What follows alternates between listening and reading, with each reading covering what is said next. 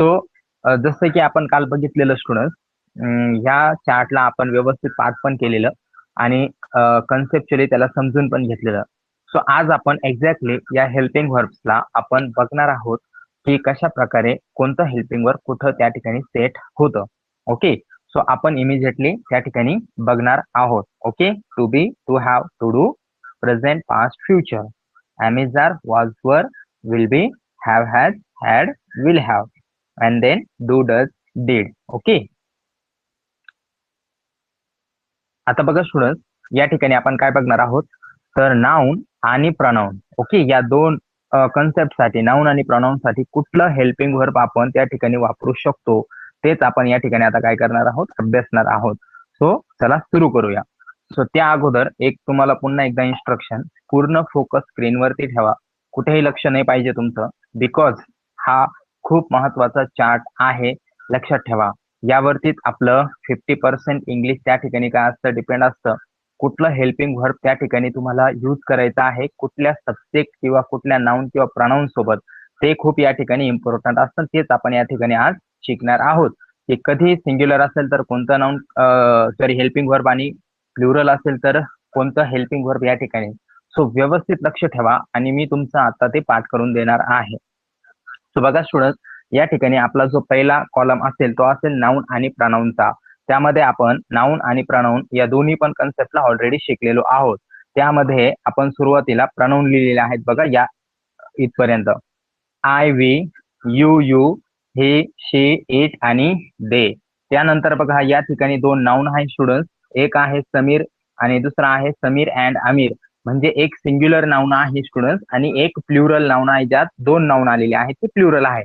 त्यानंतर बघा आपण या ठिकाणी लिहिलंय these, that, these and those. Okay, बघा these, that, these and those, हे सर्व आपलं आपण ऑलरेडी काय केलेलं आहे स्टुडंट, पाठ केलेला आहे. सो यांच्या नंतर कोणतं हेल्पिंग व्हर्ब वापरायचं असतं एक्झॅक्टली तेच आपण या ठिकाणी बघणार आहे आता. सो पूर्ण प्रॉपरली लक्ष ठेवा.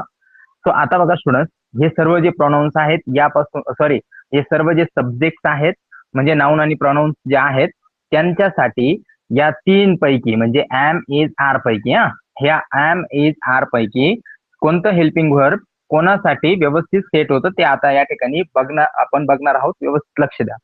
आता बघा या ठिकाणी लक्ष द्या की जर आय असेल तर आपल्याला माहित आहे की आयच्या साठी नेहमी म्हणजे नेहमी फक्त आणि फक्त एमचाच वापर होतो. ओके, आय असेल तर एम. ओके, त्यानंतर बघा आता इथं व्ही आला, सो या व्ही साठी नेहमी आरचाच वापर होतो. आता त्या अगोदर एक कन्सेप्ट अजून क्लिअर करतो तुमची, की बघा हा एम आणि हा इज जो आहे ना, हा सिंग्युलर हेल्पिंग व्हर्ब आहे आणि हा आर जो आहे हा प्लुरल हेल्पिंग व्हर्ब आहे. हे फक्त कन्सेप्च्युअली लक्षात ठेवा. एम आणि इज हा सिंग्युलर आहे आणि आर हा प्लुरल आहे.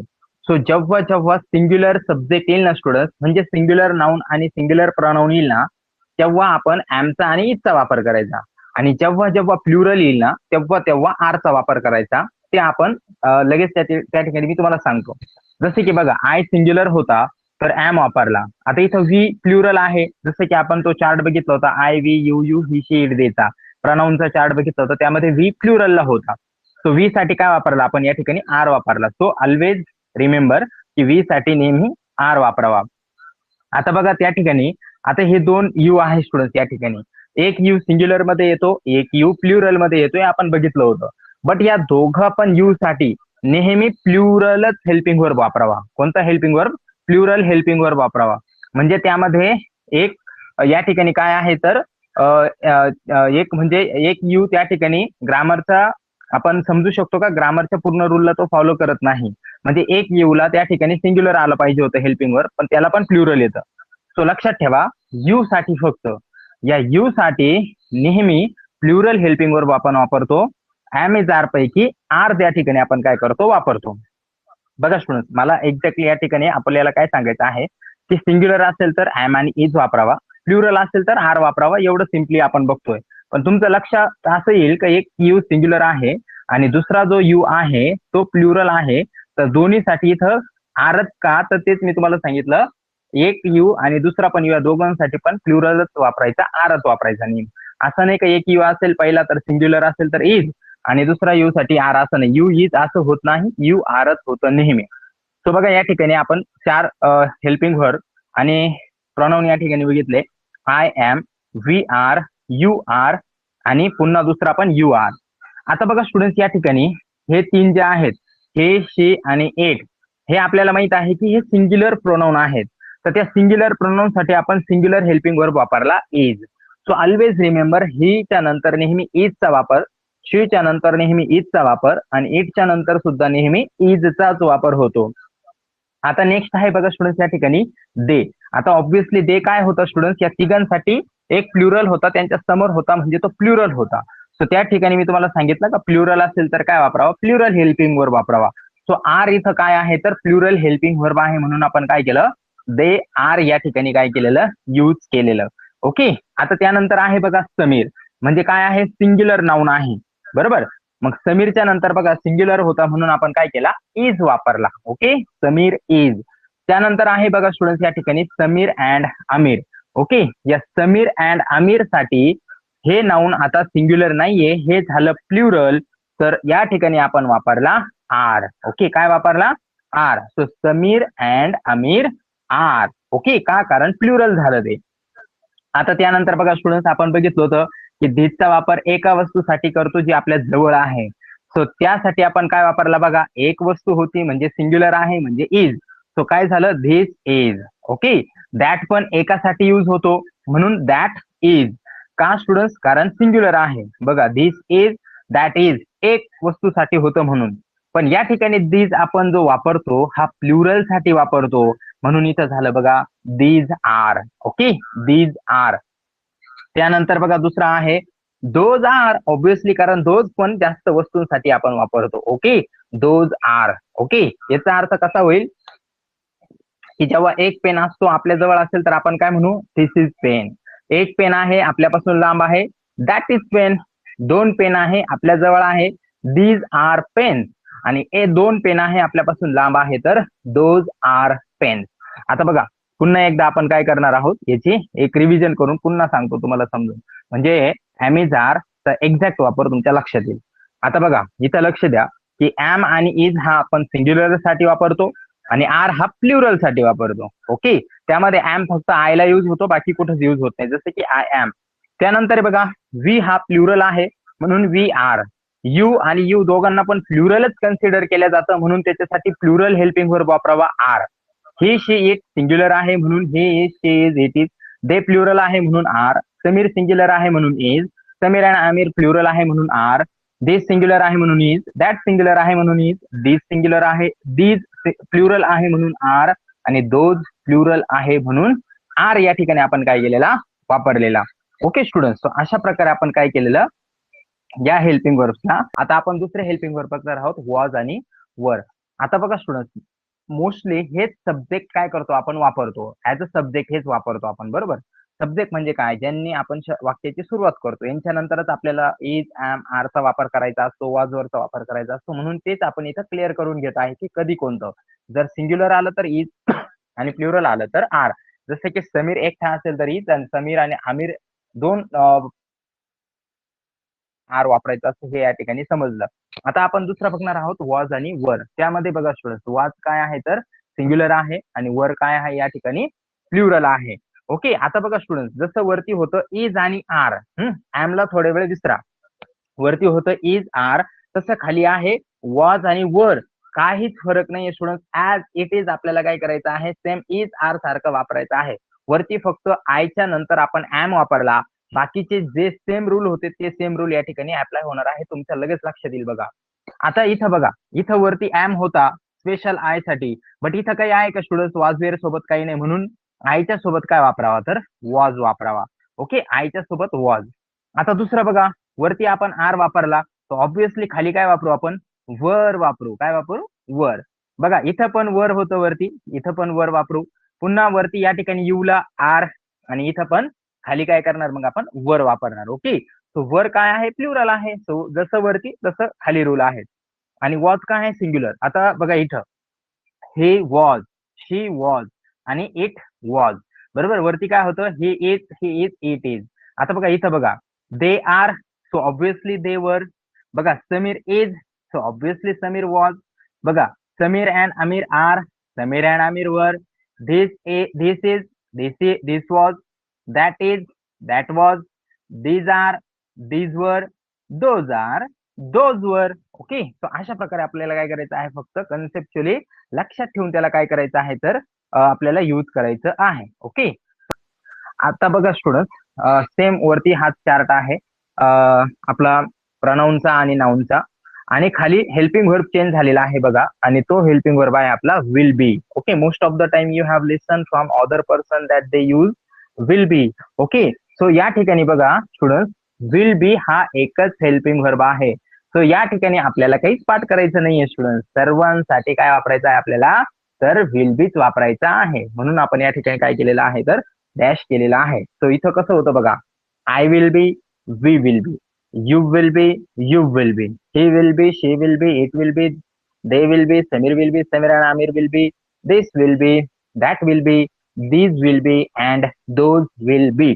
ओके, सो या ठिकाणी आपण ह्या हेल्पिंग वर्बला कुठलंच ऑप्शन नसल्यामुळे सर्वांसाठी काय वापरतो आपण एकच वापरतो. सो लक्षात ठेवायचं, विल आला. ओके, मग तो बी असेल, विल बी असेल, विल हॅव असेल किंवा सिंगल विल असेल, तर समजून घ्यायचं कुठलाही सब्जेक्ट असेल म्हणजे कुठलाही नाऊन आणि प्रनाऊन असेल तर त्या ठिकाणी त्याला ऑप्शन शोधायचा नाही. पण एम इज आर असेल तर तिथं काय करावं लागतं तुम्हाला ऑप्शन शोधावा लागतो. ओके, ऑप्शन शोधावा लागतो. कोणता, कधी एम वापरायचं, कधी आर वापरायचं, कधी इज वापरायचं. ओके, पण विल बी साठी नाही. जेव्हा जेव्हा तुम्हाला वाटेल विल बी वापरायचं आहे तर सरळ एकच आहे, कोणता बी सब्जेक्ट असू द्या त्या ठिकाणी विल बी वापरायचा. ओके, आता बघा स्टुडंट या ठिकाणी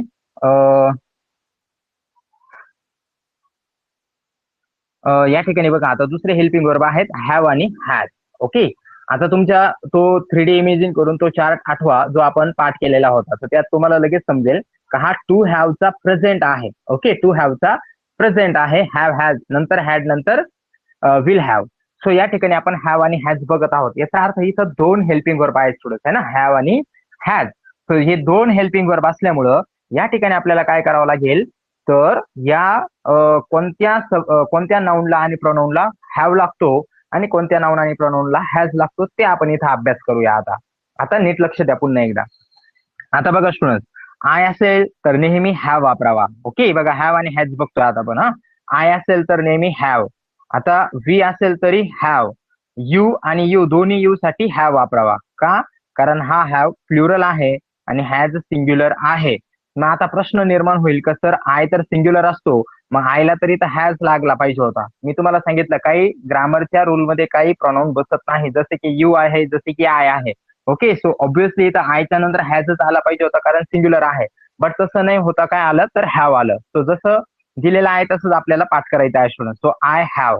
ओके, म्हणजे काही ठिकाणी ग्रामरचे रूल फॉलो न झाल्यासारखे वाटतात आपल्याला, पण असं सगळीकडे होत नाही. फक्त आयच्या सोबत आणि यूच्या सोबत होतं, बाकीच्या ठिकाणी होत नाही, हे लक्षात ठेवा. सो बघा आय हॅव, आता वी ऑब्विसली प्लुरल आहे तर प्लुरलच हेल्पिंग वर्ब आलं बघा हॅव. त्यानंतर मी तुम्हाला सांगितलं यू नेहमी प्लुरल कन्सिडर होतो म्हणून यूच्या नंतर प्लुरल हेल्पिंग वर्ब आलेला आहे बघा हॅव. बट ही, शी आणि इट हे सिंग्युलर आहे तर बघा सिंग्युलर हेल्पिंग वर्ब आलेला आहे has. Has has, he, she, it. आणि या ठिकाणी बघा he has, she has, it has.